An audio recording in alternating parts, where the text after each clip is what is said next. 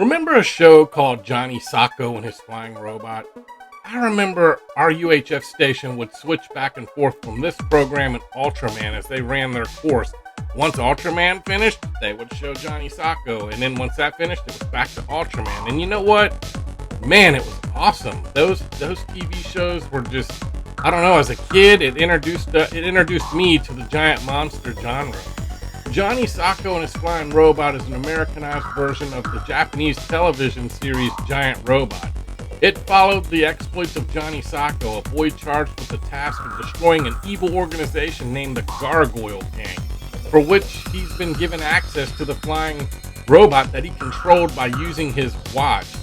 I always wanted that watch as a kid, and I thought if I had it, I could build my own robot. And, you know, when you're a kid, you think of dumb things like that, but you know what? It stretched our imagination. This show was originally aired in Japan from 67 to 68, but it got more fans through syndication throughout the 70s. American kids ate this stuff up, and it introduced me to the giant monster genre. I didn't know about Godzilla and some of these until I seen these shows. These shows are what really kicked it off for me. You know, the show was notable for its interesting array of crazy enemies, ranging from monsters like Dracula and the Sea Monster, the dinosaur-like Lygon Trox, and the giant robot clone Cleopatra, and let's not forget the giant iron claw that could crush his opponents with its fingers.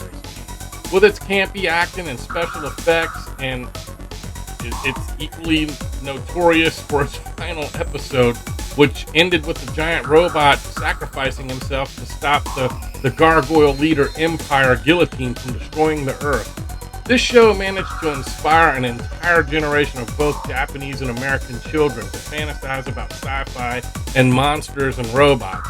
It was just a special time to be a kid.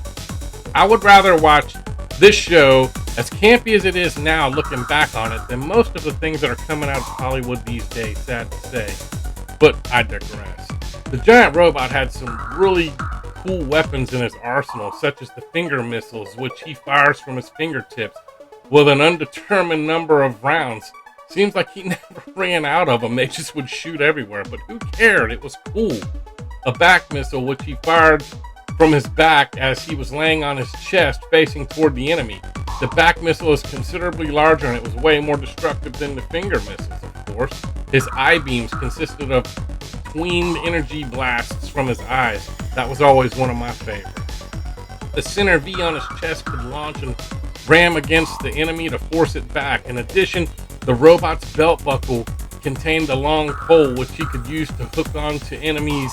And I know it sounds crazy, but it was just great for me as a 6-year-old. I loved this stuff. You know, like I said, I love this show as a kid. This show and Ultraman were fond memories of my childhood.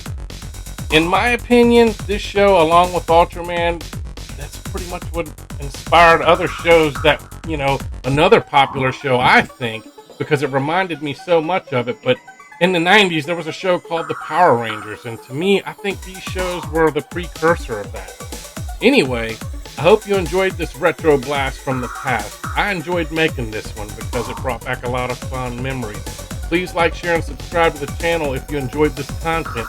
Leave me a comment. I do enjoy reading them. Until next time, I'll see you on the next video. Bye for now.